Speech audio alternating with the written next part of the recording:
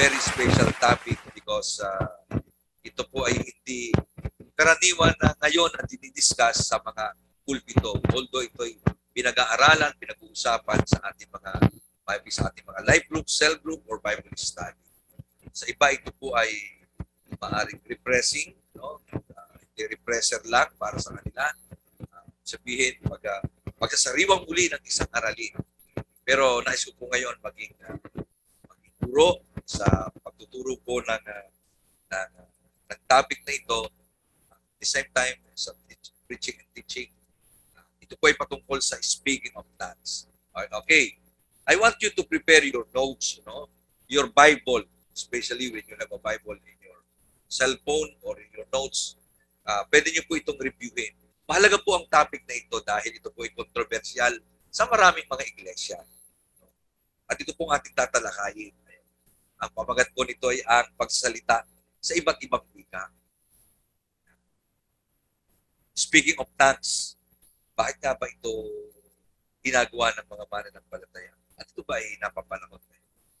Ito ba kailangan gawin in public places, sa mga pagtitipon, gaya po ng mga gawain natin, lalo na po sa mga special corporate prayer meeting, o sa kahit man po sa isang pagtitipon ng mga mananampalataya, katulad po ng every Sunday. So, naniniwala tayo sa bautismo ng Banal na Espiritu. And I do believe, naniniwala rin ako na ang church na ito ay kailangan natin ang kapuspusan ng Banal na Espiritu. Remember, iba po yung filled in the Spirit at iba po yung baptism.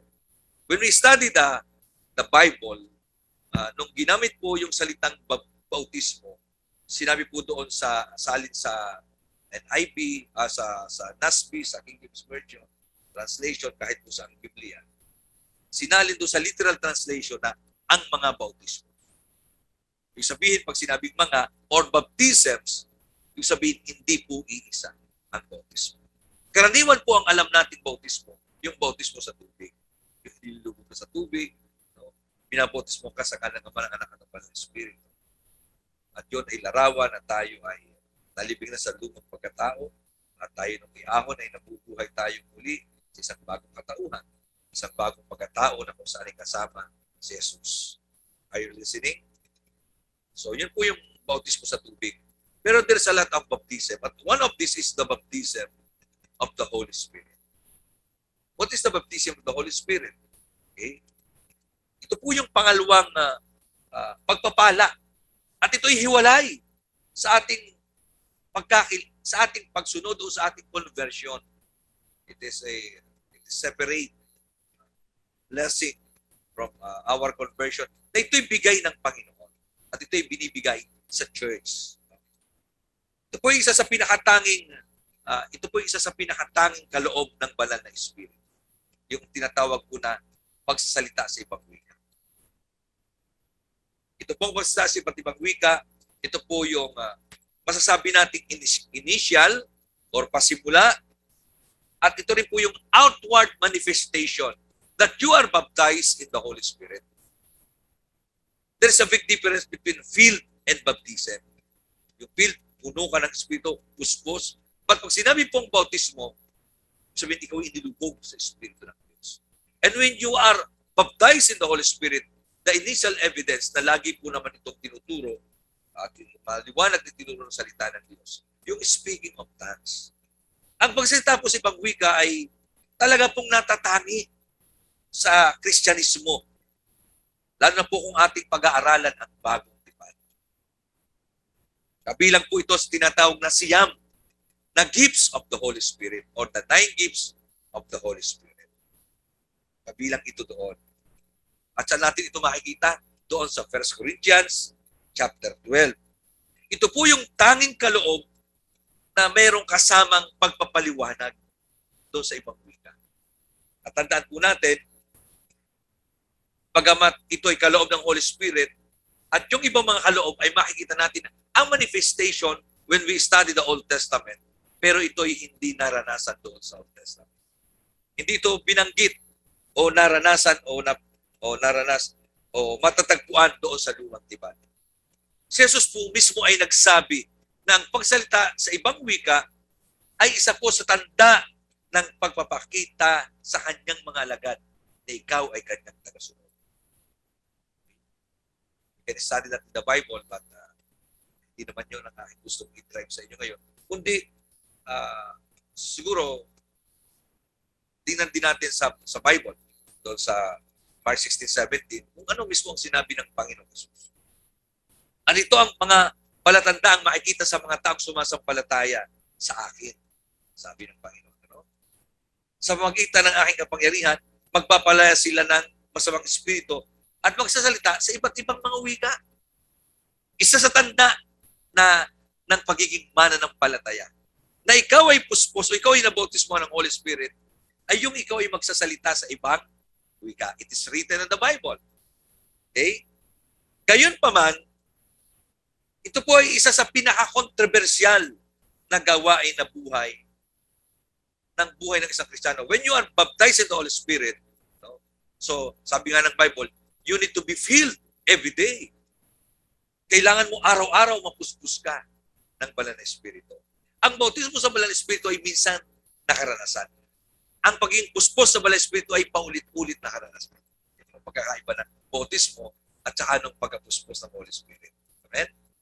Tayo'y maaring araw-araw ay mapuspos ng banal na Espiritu, pero minsan ka lamang mababautismuhan sa banal na Espiritu. Are you with me? Okay. Pero sa kabila noon, meron po mga controversial o mga accusation na hindi po lahat ng church ay tinatanggap. Hindi ibig sabihin, hindi sila Christian, pero hindi nila matanggap dahil nga po sa because their own interpretation. But let us look at the Bible. Ang tinuturo ng salita ng Diyos. Let us look it very, very carefully. Tingnan po natin ang sinabi ng salita ng Diyos. So, ano po ba yung unang paratang o akusasyon sa pagsalita sa ibang wika? Ang una pong akusasyon o paratang, ang kaloob daw ng mga wika o ang pagsalita sa ibang wika ay hindi na po applicable sa panahon ngayon. Yan po ang sinasabi. Ano? Ito ay tumigil na sa panahon ng unang mga apostol at natapos na nung unang panahon, nung unang siglo. Pero ano nga po ba ang sinasabi ng Word of God? Let us look on the 1 Corinthians chapter 13 verse 8. Okay? May katapusan ang pagpapahayag ng mensahe ng Diyos at ang pagsalita sa ibang wika na hindi natutunan. Ganon din ang pagpapahayag ng kaalaman tungkol sa Diyos. Ngunit ang pag-ibig ay walang hanggan. May katapusan ang pagsalita sa ibang wika. Kasama yun. Pati nga ang pangaral, may katapusan. So malinaw po ang sinasabi na darating ang panahon na ang pagsalita sa ibang wika ay titigil. Ngunit, tinuturo ng salita ng Diyos, ito ay mangyayari kapag dumating na ang panahon ng kaganapan o yung ganap. Remember, wala pa po kayong perfecto. Mangyayari ang panahon na yon sa pagbalik ng Panginoon na kapag ang church ay handa na, walang batik, walang kulubot, walang tugis. Wala ng church na may kapintasan. Doon pa lang matitigil ang mga kaloob kasama ang pagsalita sa ibang wika. So, ibig sabihin, hindi pinatigil ng Diyos. At hindi ito sinabi ni Pablo na tumigil na. Sa 1 Corinthians chapter 13 verse 11, ngunit pagdating ng araw ay na magiging ganap ang lahat, mawawala na ang anumang hindi ganap. Are you following? Maliwanag po ba? So ang pagsalita sa ibang wika ay matitigil kapag dumating na ang araw o ang panahon ng ganap. Pagkatapos pinaliwanag ni Pablo na ang pagdating ng ganap o perpekto ay mangyayari lamang kapag nakita natin ang Panginoon Jesus ng harapan sa panahon na face-to-face makaharap natin ang Panginoon. Let us look at 1 Corinthians. Let us examine the Bible. Corinthians 13 verse 12. Basahin natin. Sa ngayon, tayo'y parang mga nakatingin sa malabong salamin. Ngunit darating ang araw na magiging malinaw ang lahat sa atin. Bahagya lamang ating nalalaman sa ngayon. Ngunit darating araw na malalaman natin ang lahat tulad ng pagkaalam ng Diyos sa atin. Sa madaling salita, ang mga wika at ang iba't ibang espiritual na kaloob ng banal na espiritu ay kailangan at angkop para sa kasalukuyang panahon. ito ay kailangan pa natin dahil nato pa tayo sa lupa. Marami pa tayong challenges. Marami tayong haharapin. Are you with me? Marami tayong, at ito'y kaloob ng Holy Spirit, hindi ito galing sa tao. Kaya kung iniisip ng iba'y pag-aralan, saan ba nakakapag-aral ang pagwika, nagkakamali tayo. Dahil ang Diyos ang nagbibigay. Are you with me? Ang araw na kung kailan sila ay hindi kailangan na, ay alinman sa kaluwalhatian ng langit kasama si Jesus o sa kanyang ikalawang pagdating. Hanggang doon, hindi titigil ang mga pagsalita sa iba't ibang wika. Sa pagdating pa ng Panginoon, sa araw na ang lahat ng bagay ay magiging ganap, doon pa lamang matitigil ang mga kaloob ng Banal na Espiritu kasama ang pagsalita sa iba't wika. So, maliwanag sa tinuturo ng Biblia at ito ay tinuturo ng salita ng Diyos na ang pagsalita sa ibang wika ay kailangan pa ngayon. At ito ay kaloob, binanggit ng Banal na Espiritu. Isa sa kaloob. Amen? Are you with me? Alam nyo, meron akong nasulat na 7 reasons paano tayo tinutulungan ng pagsalita sa ibang wika sa ating pamilya. At isa nga doon yung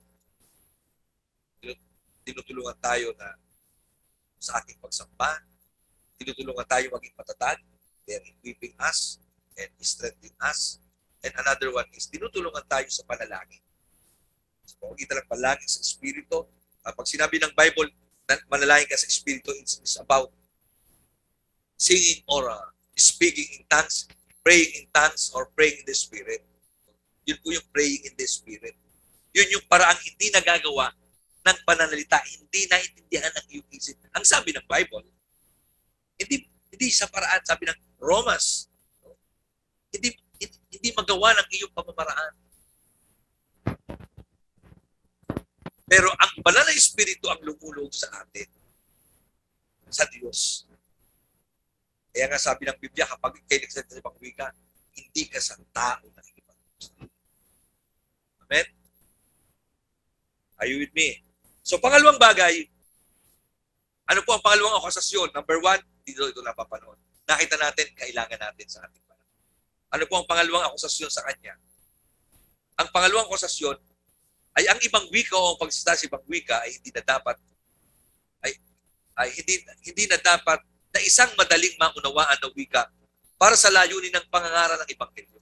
Ito daw ay para sa pangangaral ng Ebanghelyo. Sabihin, kaya ka mag-aaral nito, kung hindi pupunta ng Chinese, mag-aaral ka ng Chinese. Punta ka ng pangaralan may mga taong English speaking, you need to study, kailangan mo mag-aaral ng pagsita ng English. So, kaya mag-aaral ka ng maraming wika para may pangaral mo ang Ebanghelyo. Sinasabi nila na nangyari nung araw ng Pentecostes, kasi nung unang araw ng Pentecostes, yung 120 na disciples ay nangaral sa wikang banyaga sa mga Hudyo mula sa iba't ibang bansa. Kasi marami itong iba't ibang bansa. At nagulat yung ibang bansa sa salita sila sa wika natin. So yun doon nangaral. Yun ang sabi ng iba, yun ang akusasyon nila. Ngunit hindi ito eksaktong nangyari doon sa araw ng Pentecostes. Ang mga disipulo ay hindi nagsasalita ng mga wika upang mangaral ang Ebanghelyo sa lahat ng tao. Nagsalita sila ng mga wika upang luwalhatiin nila ang Diyos at narinig sila ng mga tao nagpupuri sa Diyos. Nagpupuri sa Panginoon sa kanilang sariling mga wika. Ibig sabihin, maaaring hindi ka marunong magbisaya nung nagsalita sa ibang wika, yung salita mo pala, salitang Bisaya, naiintindihan nila. Pero ang narinig nila, nagpupuri ka sa Diyos. Hindi ka naman nangangaral ng kaligtasan o ng Ebanghelyo ni Kristo. Kundi narinig ng mga tao, nagpupuri sa Diyos. Okay. Tingnan natin po ang Gawa chapter 2 verse 11. Mga Hudyo at mga hindi Hudyo na nahikayat sa relihiyon ng mga Hudyo. At ang iba'y mula sa Crete at Arabia. Sabihin, galing sa iba-ibang bansa. Pero narinig natin sila na nagsasalita ng mga wika natin tungkol sa mga kamanghamanghang ginawa ng Diyos. Ang isa sa mga pangunahing gamit ng wika ay para pasasalamat. Ito po ay pagpupuri, pagsamba, at hindi po para ipangaral ng Ebanghelyo. Yun ang nangyari.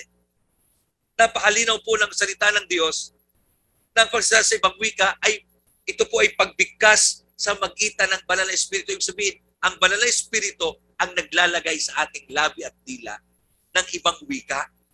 It is a gift. Para din itong prophecy. Hindi mo kailangan gamitin, ano kayo nadadamok sa tao ito? Nagamitin mo ang five senses. No, it is not about although five senses is also a gift of God, pero hindi ito patungkol sa ating mga senses. It is a sense of the Spirit. At ang Diyos lamang ang nagbibigay nito. Are you with me? Ang pagsasabang wika, ito ay kaloob ng Panginoon. Sabi nga ni Pablo, he can speak 1,000 words. 1,000 ang kanyang kaloob sa pagsalita sa ibang wika. Pero mas napansin ng iba yung sinabi niya, walang kabuluhan ika ang magsalita. Kung ito naman ay kayo, walang pag-ibig. Yes, tama yun. Pero hindi ibig sabihin, hindi natin kailangan o walang kabuluhan ang pag-experience. So, ang ibang wika po ito ay nilalagay ng Panginoon sa ating labi sa isang wika na hindi alam ito ng isang taong nagsasalita. Kaya nga kaloob eh. Kaya nga ibang wika, ikaw mismo hindi mo naintindihan. When you speak in tongues, nung magsalita ka nung magsimula ka magsalita sa ibang wika, alam niyo kung saan sa ibang wika, para ito magsalita ng mga tao. Kaya nga, ang tanda ko nung una, pag ako'y nakakarinig ng mga bagong na binabotis mo ng Holy Spirit, sinasabi na nila, ganun, no? Pero habang tumatagal, nagkakaroon ng pantig. At pag ito'y iyong pinapraktis, araw-araw, eh, lumalawak at pati ito sa ng bata. Sabi nga ng iba, napakatabil na ika ng batang ito para ikaw matanda ng magsalita eh. Ganun din ang pagsalita sa ibang wika. Hindi mo kailangan mangopya ang banal na Espiritu ang magkakaloob sa iyo. At kailangan mo lang manampalataya, ibuhang yung labi kapag dumating sa Holy Spirit. He will give you the utterance. Bibigyan ka ng iyong bibigkasin. Hindi ka manggagaya ng bibigkasin. Siya magbibigay ng iyong bibigkasin. He will give the utterance. Are you with me? So, maaari itong maaari ito'y isang salita na madaling maunawaan o isang salitang hindi mo maunawaan, mahalupang wika. Pwede naman itong wika na angelic voice or angelic tongues. Sa madaling sabi, pag ikinig sa ibang wika, hindi ka sa tao nakikipag-usap sa Diyos. Kung saan malamang at palagi hindi ito naiintindihan ng isang tao nagsasalita. Lagi ito ganun. Tingnan natin ang 1 Corinthians 13 verse 1. Kung makapagsalita man ako sa iba't ibang wika ng mga tao at mga anghel, so sabihin, pwede itong galing salita din ng anghel. Ngunit wala naman akong pag-ibig para lang akong batingaw na umaalingaw o pupyan at tumataginting. So it may be other tongues from other part of the world or an angelic voice. At kadalasan malamang na ang nagsasabi ng hiwaga na tanging ang Diyos lamang ang nakakaunawa, ang iyong espiritu lamang at ang espiritu ng Diyos.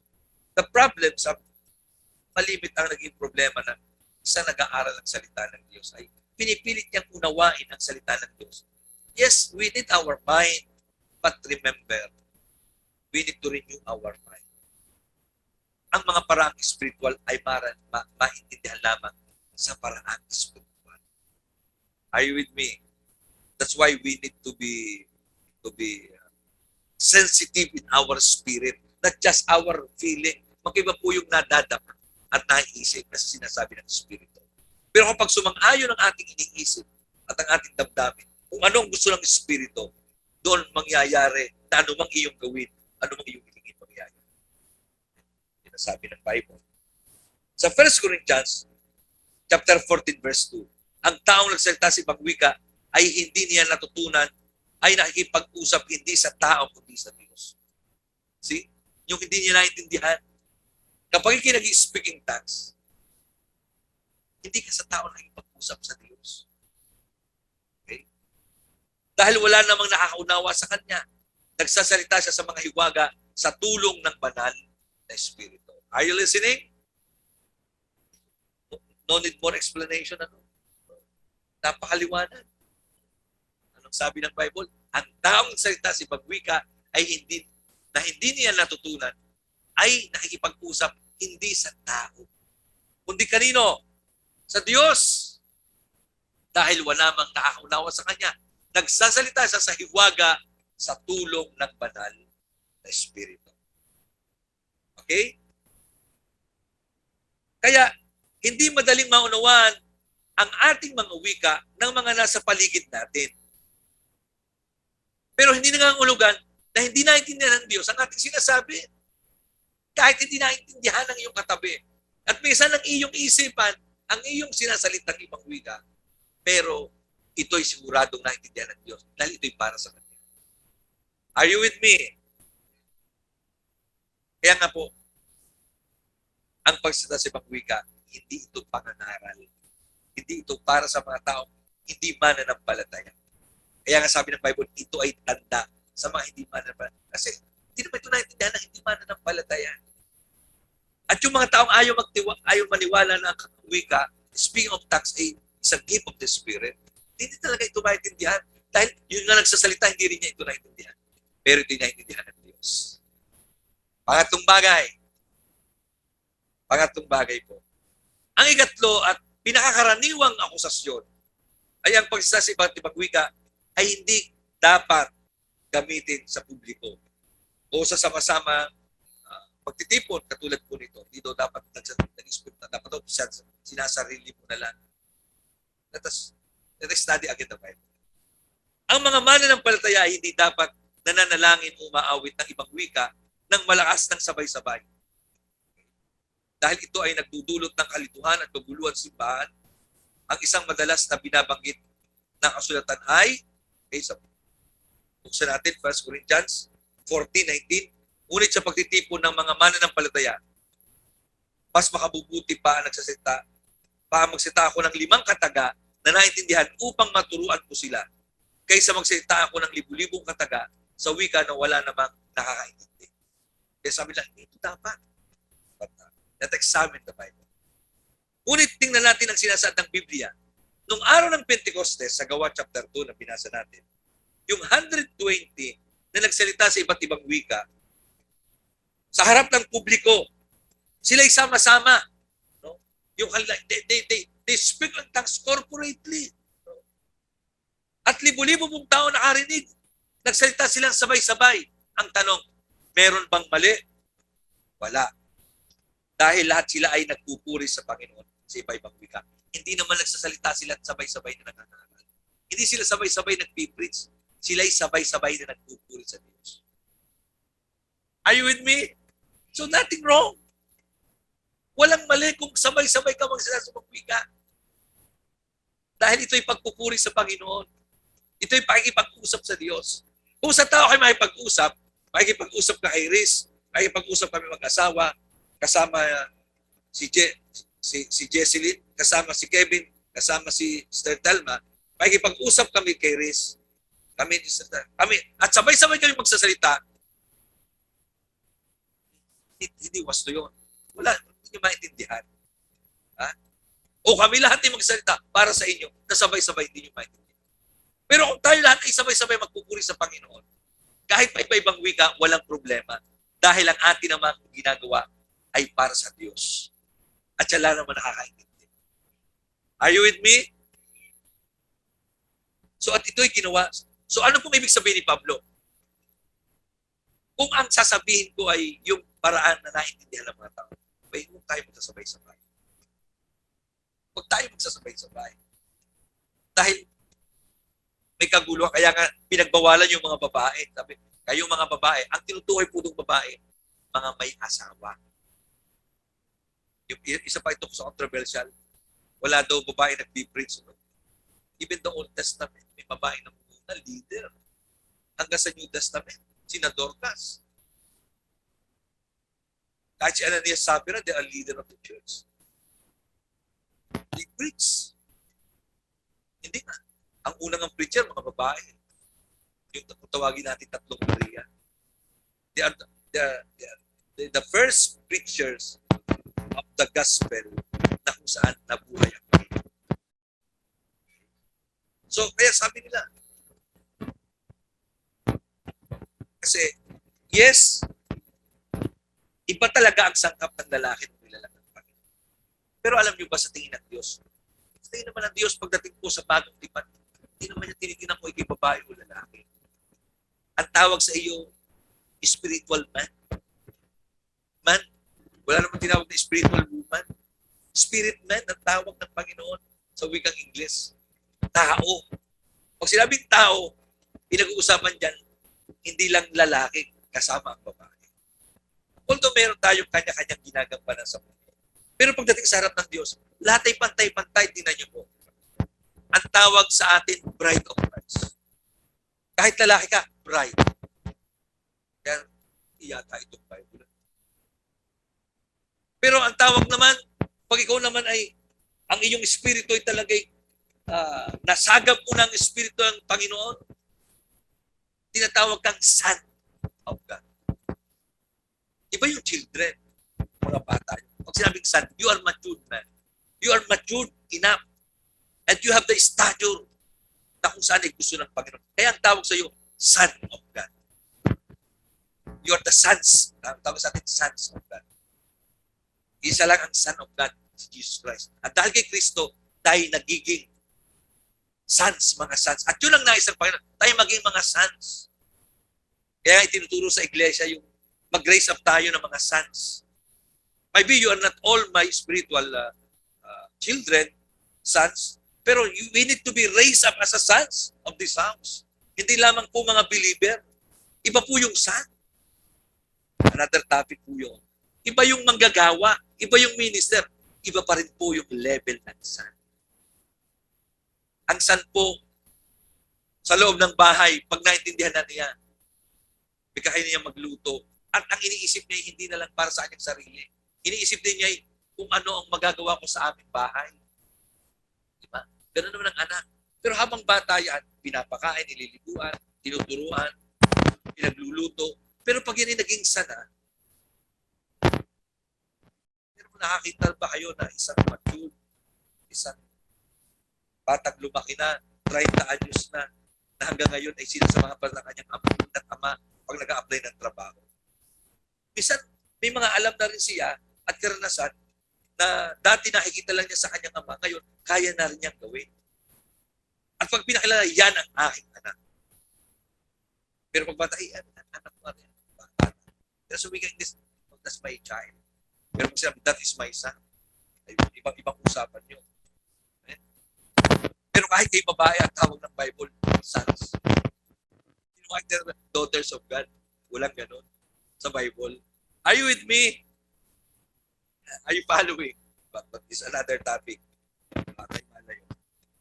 So, sa Gawa chapter 2, verse 11, mga Hudyo at mga hindi Hudyo, nahikayat ng relihiyon ng mga Hudyo, ulitin natin, at ang iba ay mula sa Crete at Arabia. Sa ibang salita, Creta ang ginamit. Pero narinig natin sila nagsasalita sa ibang wika tungkol sa mga kamanghamanghang ginawa ng Diyos. Sa ibang salita, nagtuturi sila sa mga kamanghamanghang ginawa ng Diyos. Nagpapasalamat sila doon sa ibang salin. Nagsasalita sila sa madla ng iisa. No? Ang Diyos ay makapangyarihan sa lahat sa kalangitan. Sabi na, ang Diyos ay makapangyarihan sa lahat sa kalangitan. Sila ay nagsasalita ng pagpupuri. Hindi sila nangangaral. Ang ko para sa lahat ng malaya at kusang pakipag-usap sa Kanya na kanilang pagbigkas na bigay ng Espiritu. Ang tawag doon, ang Banal Espiritu ang nagbigay ng atiran sa kanilang mga labi. Gawa chapter 2 verse 4, napuspos silang lahat ng Banal na Espiritu at nakapagsalita sa iba't ibang wika na hindi nila natutunan. Ang Banal na Espiritu ang siya nagbigay sa kanila ng kakayahang makapagsalita ng ganoon. So sino ang nagbibigay? ang banal na Espiritu. Sa Gawa chapter 2, verse 13 and verse 15. Look at this. Pero tinuya ng iba ang mga mananampalataya. Sinabi niya, lasing lang ang mga iyan. Siguro mga lasing lang. At sabi, wala daw sa sariling pag-iisip. Galing naman nun, pag nalasing, natututo mag-speak in tongues. Mali! Sabi ng verse 15, mali ang inyong akala na lasing ang mga taong ito dahil alas 9 pa lamang ng umaga. Alam nila na pagpahapon o pagkagabi ang mga tao doon nagkakatipon, doon nagkakainuman. Doon sa kanilang tradisyon. Wala sa kanilang nagiinom ng umaga. Hindi katulad sa Pilipinas, alas 6 pa lamang nagiinom ng gin. Sa kanila walang ganon. Ngunit kapag ang isang mensahe ay kailangan ipahayag sa karamihan, ang 120 na disipulo ay tumatahimik at pinapahintulutan ni Pedro magsalita sa Gawa chapter 2 verse 14 and 39. Kapag mayroong mensahe ang Panginoon o yung sa wikang naintindihan, tumatahimik ang mga tao at hinahayaan magsalita kung sino. Kung si Jesselyn ang nasa kanya yung mensahe, so magsasalita siya, isa-isa, hindi sabay-sabay. So yun ang ibahan pag ikaw ay magbibigay ng interpretasyon o magpapahayag ng Word of God o yung propesya o magbibigay ka ng hula. No? Hindi yung hula ng mga salamangkero, yung hulang galing sa Panginoon. Ito po ay kapareho ng araw ng Pentecostes ng mga hintil. Doon sa Gawa chapter 10, naranasan din ng mga hindi Hudyo. Sa Gawa chapter 10, sa tahanan mismo ni Cornelius, na ang banal na Espiritu ay dumating sa mga hintil na nagbalik loob o na-convert sila sa Kristyanismo. Sila lahat ay malaya at pusang nagsalita sa iba't ibang wika at dinadakila nila ang Panginoon.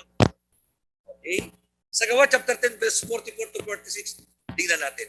Habang nagsalita pa si Pedro, napuspos ng malang Espiritu ang lahat ng at ang mga mananampalatayang Hudyo ay sumama kay Pedro mula sa Joppa ay namanghatid dahil pinagkaloob din ng Diyos ang banal na Espiritu sa mga hindi Hudyo. Verse 46, dahil narinig nilang nagsalita sila sa ibang wika na hindi nila natutunan at nagpupuri sila sa Diyos. Kaya sinabi ni Pedro, so, sila nagsalita sa iba't ibang wika, nagpupuri sa Diyos kahit hindi Hudyo. Nung sila'y mapuspos ng banal na Espiritu. So lahat, sa parehong oras, sama-sama, sa isang corporately, sa harap ng publiko, they spoke and understood. Even the Gentile people. Okay? Uli, ito po ay nangyari din sa Gawa chapter 19 sa mga taga-Epeso. Nang banal na Espiritu ay dumating sa mga nananampalataya sa Epeso, lahat sila tayo nagsalita sa iba't ibang wika, lahat ng sabay-sabay at sama-sama at publicly. Gawa chapter 19 verse 6 to 7. At nang ipinatong ni Pablo doon sa kanina, habang si Pedro ay nangangaral pa lang, napuspos sila. Ito naman, pinatungan naman sila ni Pablo. So maraming kaparaanan paano tumatanggap ang tao ng gift. Sa kanyang kamay, sa kanila, bumaba sa kanila ang banal na Espiritu, nakapagsalita sila sa iba't ibang wika na hindi nila natutunan o yung tinatawag na unknown tongues. At may mga ipinahayag silang mensahe mula sa Diyos. Verse 7, 12 lalaki silang lahat. Yung 12 lalaki, they began to speak in tongues when Apostle Paul lay his hand sa bawat isa sa kanila. No? Sila ay nagsalita sa ibang wika. Hindi sila pinagbawalan ni Pablo. Okay, magsabay-sabay. Isa-isa lang. No? Sabay-sabay sila nagsalita sa ibang wika. At sila'y sumamba sa Panginoon sa magitan ng banal na Espiritu, sabay-sabay. Are you listening? Sa lahat ng pagkakataong ito, ang sama-samang pagsalita at pag-awit sa iba't ibang wika ay hindi tinuring na nakalilito o hindi maayos dahil ang mga mananampalataya ay nagpupuri sa Diyos at sumasamba sa Kanya. Sa lahat ng pagkakataong ito, hindi kailangan ang kaloob ng interpretasyon. Hindi mo kailangan ipaliwanag. Pag sumasamba, hindi mo naman kailangan ipaliwanag.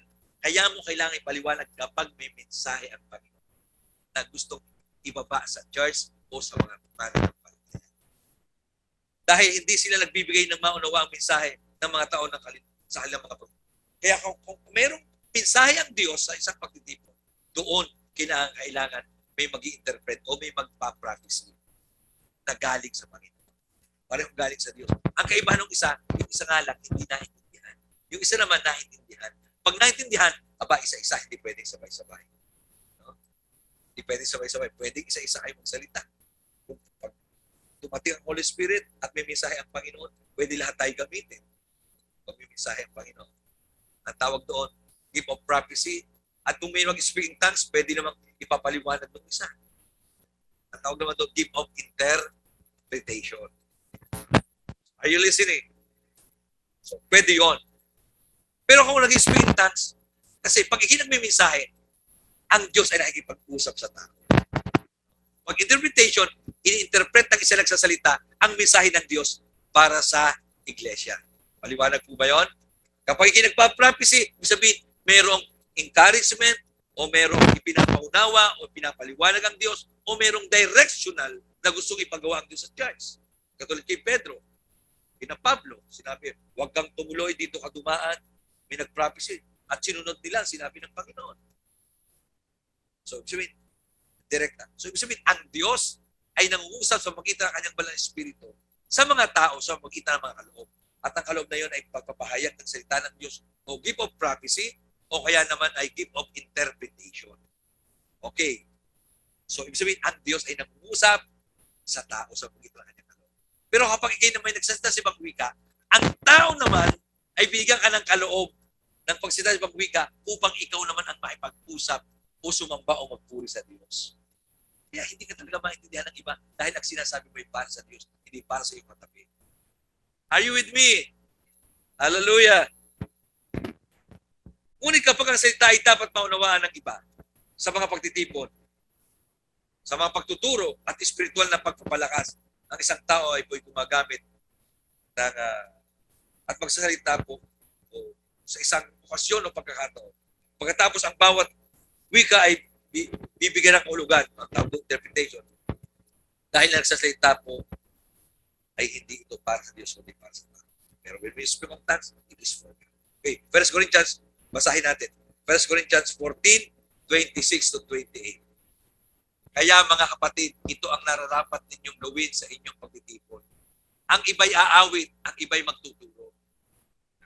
Ang iba'y magpapahayag ng mensahe ng Diyos. Ang iba'y magsasalita sa iba't ibang wika na hindi nila natutunan o yung wikang anong tongues. At ang iba naman ay magpapaliwanag kung anong ibig sabihin ng mga sinasabi ng mga wikang iyon. Ang lahat ng iyan ay gagawin niyo sa pagtitipon ay gawin ninyo si katitibay ng iglesia. Okay? At kung nagsalita sa ibang wika, hindi natutunan, kailangan dalawa lamang o tatlo at huwag sabay-sabay. At dapat may magpapaliwanag sa alang sinabi. Ngunit kung walang magpapaliwanag, mas mabuti pang tumahimik na lamang sila sa loob ng iglesia at makipag-usap na lang sila sa Diyos ng sarilinan.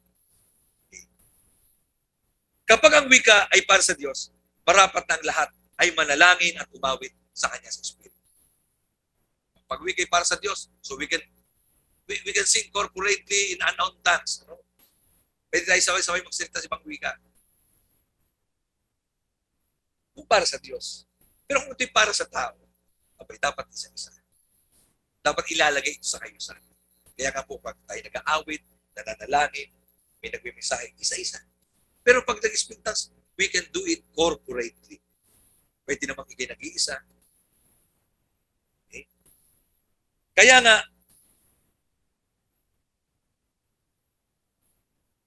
okay. Ngunit kapag ang wika ay tinuturo sa iglesia, hindi na dapat ng lahat ay magsita ng sabay-sabay. Kapag ito'y pagtuturo. Kaya ang pagsaalang-alang sa sitwasyon ay dapat palaging ginagawa. Ano ang angkop sa isang takdang sandali sa isang pagtitipon sa simbahan? Hindi ito maaaring maging batayan ng pagbabawal sa lahat ng publikong pagsalita ng mga wika. Kung magkagayon, hindi dapat pinagbawalan po yung 120. Kung talagang yun ay batayan. So, nilalagay lang ni Pablo sa kayusan. Dahil, ang nangyayari kasi, kapag sa sobrang nilang excitement, no, dahil nga po, ang church pagbago naman, talagang sobrang excited, di ba? Yung, din niyo po muna. Noong una, mayroong part ng testimony sa church.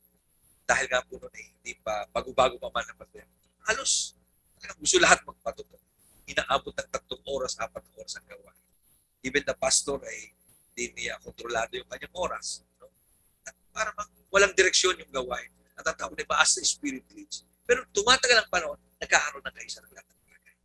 Nung una, pag nangangaral, gumagamit ka ng código outline para hindi ka anointed eh. Pero habang tumatagal, nakikita natin, wala namang problema kahit binabasa mo ang iyong mensahe. Walang problema. Mahalaga yung patubay ng banal na Spirit. Yun ang mahalaga.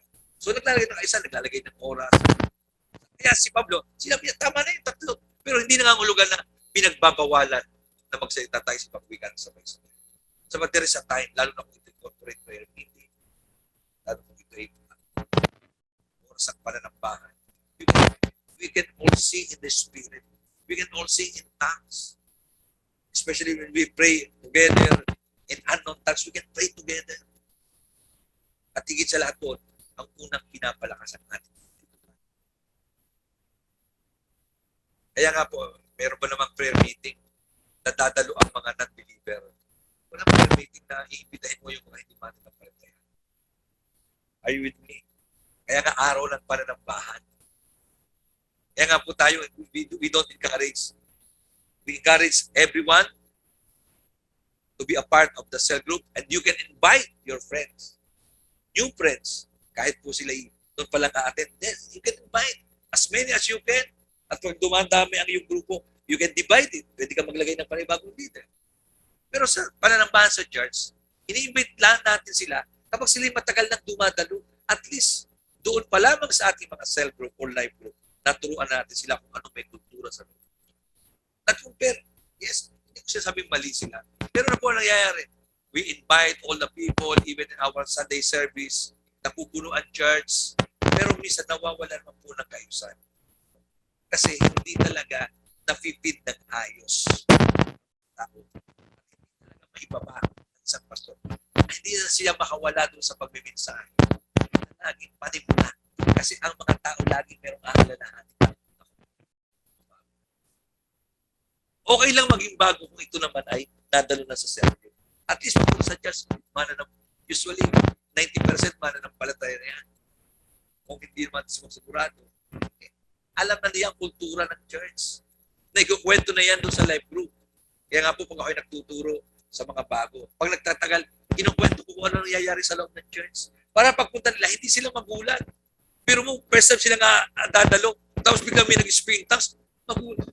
Sino yung tao? Kasi palapot na ako dito, kaya may kulto. O, di ba?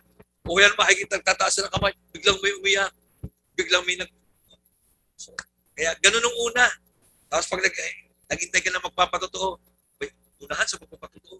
Pero isa naman, linggo-linggo, isang tao nagpapatotoo, YouTube, di naman ang patotoo. Wala namang masama po na linggo-linggo magpatotoo. Naalala ko na, nagpatotoo, tunay na kapakabuti ng Diyos. Ako nga po hindi na makasasamba ngayon dahil wala na po akong pumasahe. Pero ang Diyos ay nag-provide, okay, praise God. Palakpakan ng kapatiran. Abay, nung mga isang linggo, yun na naman ang patotoo. Ako po'y walang pera. Abay, 3 na taon, wala ka pa rin pera. Sabihin, baka tamad, baka ano yun. Are you listening? Yun nga pong hindi man napasay, pero dilensya. Yung pulubi nga may dilensya. Siguro nung una, okay. Naalala ko na naman nung kami pumunta ng ibang bansa. Meron ko ini-encourage isang young people, pero ngayon asawa siya ng pastor. Sama ka sa akin maganda. 6 months before, halos kulang-kulang pa isang taon eh. Nung mga tatatlo ng buwan. Kumusta? Sasama ka ba? Pinag-pray ko pa, pastor. Ba't anong problema? Wala po akong passport. Ha? Hanggang ngayon? 8 buwan na natin pinag-usapan, 6 na buwan, wala ka pang passport. Dapat kumuha ka na. Problema ko, magpe-pray pa po ka ng pangkuha ng passport. Binigyan ko ng pang-passport. Diyan, kumuha ng passport. So, pag may passport ka na, kakabili ka ticket, manalahin ka. Abay, nung malapit na, nung ilan ng araw pinagpe-pray ko pa po ang kalooban ng Lord. Wala pa po akong ticket. Pero 6 na buwan. o alos 1 taon, 3 buwan, hindi nakapag-ipon. Hindi naman yung kamahalan, halagang 3,000. Meron ka na ng tigil, hindi kamahalan. Hanggang sa, alam nyo, ito pa matindi. Nung kami, araw na umalis, sumamang pa airport, walang ticket. Ay, di nang walang tayo, isang pastor, may kasama tayo, walang ticket. Ay, di, nag-share kami. May pagdating po doon pagdating sa aming pinuntahan, nagpapatuto, talagang Diyos ay napakabuti. Siya nag-provide na ay pangailangan. Hindi alam, nabigat na naman yung kasama. Ito pa. Siyempre na, yung pati isusuot, pinahiram din ng mga taga rito pa nga nagpahiram eh. At no, nagbibili kami ng pasalubong, binigyan ko pa ng 50 ringgit para may pasalubong. Okay, purihin ng Panginoon at narating sa ibang bansa, okay, ginamit tayo kung sino man, yan ay ginawa para sa Panginoon. Pero nung sumunod, aba naman bumili ka na ng iyong ticket o kaya manalangin ka naman. Kung talagang kinanalangin ka loob ng Diyos, ang Diyos ay gagawa. Hindi yung ilang oras na. Are you listening? So yun po yung sinasabi ng Bible ni Pablo, nalagyan ng kayusan. Nung una, naintindihan. Okay? Sa simula, naintindihan. Talagang ganun ang Kristiyano eh. Pero habang tumatagal, nagkakaroon ng kayusan ng ating buhay. Yun ang ibig sabihin ni Pablo, lagyan ng kayusan ng gawain. Amen? Pero hindi ibig sabihin, may mali kung tayo magsalita ng sabay-sabay sa Panginoon. Are you with me? I hope naintindihan niyo po ang ibig kong sabihin. So sa unang pagkakataon, nabumaba ang Banal na Espiritu sa unang simbahan, sa kasaysayan, lahat po sila ay nagsalita sa iba't ibang wika. Sa publiko, sama-sama, ang kanilang panalangin at pagsamba sa Diyos, ipinaabot nila at sila'y nagsasalita sa iba't ibang wika. Kaya, una po sa mga nakaranas na mabautismo sa Banal na Espiritu, and you began, you start to speak in tongues, i-practice natin po ito. Every time we pray, every time we worship the Lord, kanina po habang tayo nag-worship, minarinig ako, mahina lang, nagsasalita sila sa ibang wika. They sing in the Spirit. They sing in the unknown tongues. That's good. Exercise natin. Hindi mo kailangan iparinig sa iba. Pero start to practice it in our gathering. Ngayon, kung kayo naman po hindi pa nakararanas na mabautismo sa Banal na Espiritu, hindi ka pa nakararanas sa magsalita sa ibang wika, pray for it. Ask the Holy Spirit. Sabi ng Bible, ang Diyos po ay mabuting Diyos. At ipinagkakaloob niya sa lahat ng kanyang anak na humihingi ng Banal na Espiritu. I-desire mo na maranasan mo ang bautismo ng Banal na Espiritu. Mapuspos ka ng Holy Spirit at matanggap mo ang kaloob ng magsalita sa ibang wika. Kailangan natin, lalo sa ating panahon, na kahit ikay nag-iisa, makaranas ka ng pag-i-stir up ng pagpapalakas ng Diyos. When you speak in tongues, ang pinapalakas mo ay ang sarili mong espiritu. Are you with me? Alam niyo kung bakit po mga kasan? On and off. Because hindi nila nare-recognize na ang Banal na Espiritu po ang naglalagay ng apoy sa puso ng isang mananampalataya. Are you listening? Are you listening? Okay. Ang ipinagbabawal po ng Bible ay yung magkwentuhan tayo na sabay-sabay habang nagpipreach. Okay? Pero yung pagsalita sa ibang wika, hindi yan pinagbabawal. Kapag tayo nasa panahon ng pagdadalangin at pagsamba. Ang mali po may nagpipreach, may mag-i-speak. Kaya nga, mapapasin nyo sa mga malaking gathering, kapag po bumaba ang Holy Spirit, mayroong preacher. Di ba mayroong bigla mayroong napupuspos? Tumitigil yung preacher. Hinahayaan niya mag-speak tongues. Tapos may susunod hanggang sa sabay-sabay. Hinahayaan niya. Hinahayaan niya. Alam ito ng isang lingkod ng Diyos kapag galing sa Espiritu o galing sa emosyon. Okay? So, dahil ang pagsasabi ay kaloob ng Banal Espiritu at kailangan ito ng mananampalataya, gawin natin ito na may tapang. Gawin natin ito na mayroong pagtitiwala sa Diyos. Gawin natin ito na mayroong kapuspusan ng pananampalataya. Gawin natin ito na mayroong confidence. Amen? Tayo po ito tayo.